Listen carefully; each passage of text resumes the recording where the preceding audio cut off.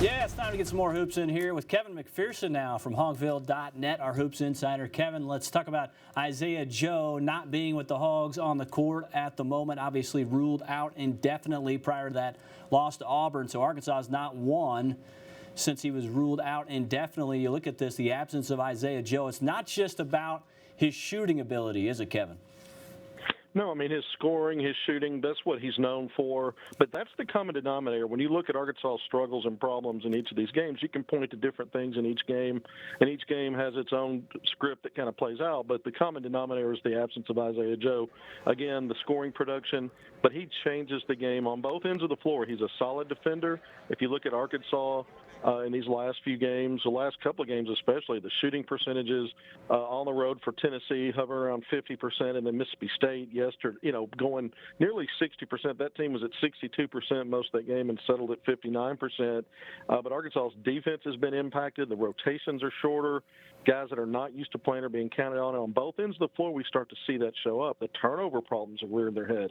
Isaiah Joe's an efficient player, meaning not only does he score for you, but he doesn't require a lot of wasted dribbling and pounding of the ball. When he gets it, he makes decisive shot selection. And so now we're seeing guys that do need to dribble a lot to get in their offense. That part of the offense is missing with an Isaiah Joe who's more efficient with the ball. So I think that's where you see, again, guys that are getting more minutes and put in different roles, making more mistakes. And so I think that's affecting Arkansas.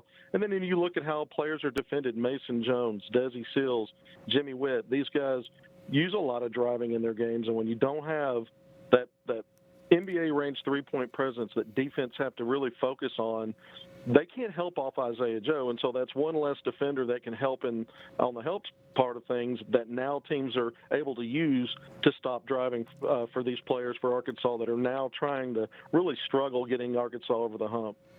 Now, the switch really has been flipped here because we saw where Arkansas started 14-2, and they took care of those little details so much. And you talk about analytics, Eric Musselman will look at that up and down all day long.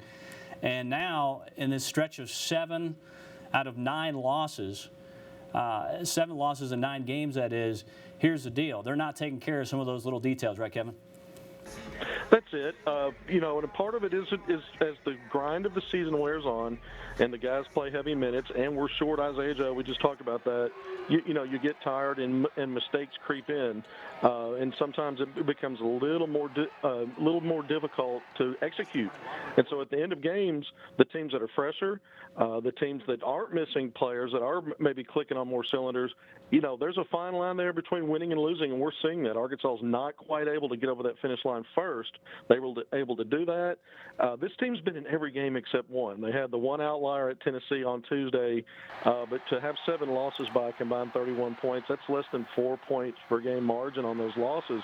Arkansas's had its chances and could be in a different spot right now. But again, it was better earlier when they were, a short roster anyway, but at full strength with an Isaiah Joe. Now we're seeing that those details are not working in their advantage right now. Now there's still 6 games before we get to SEC postseason play, and maybe they can correct some things and get back on that winning side. Let's close 45 seconds in this segment now with Moses Moody, and he was in the house yesterday for the game. Also, let's kind of recap what's going on with the Fantastic Four as we get set for these future Hogs coming to campus at some point.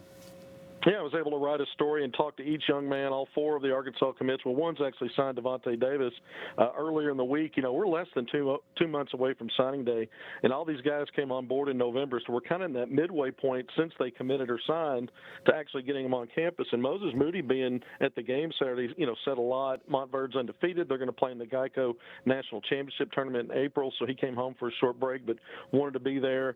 And, guys like Jalen Williams, I just mentioned Davis, K.K. Robinson, all 3 of those guys, along with Moses Moody, early in the week told me that they're all Hogs. They can't wait for next season. And so even though Arkansas is struggling a little bit, they see what that's about, and they think that they're going to help change the culture and help Arkansas progress as a program under Eric Musselman when they get to campus. Great work, Kevin. Appreciate you as always from Hogville.net. Kevin McPherson, Arkansas at Ole Miss in women's hoops. That is next on the Pick Trail.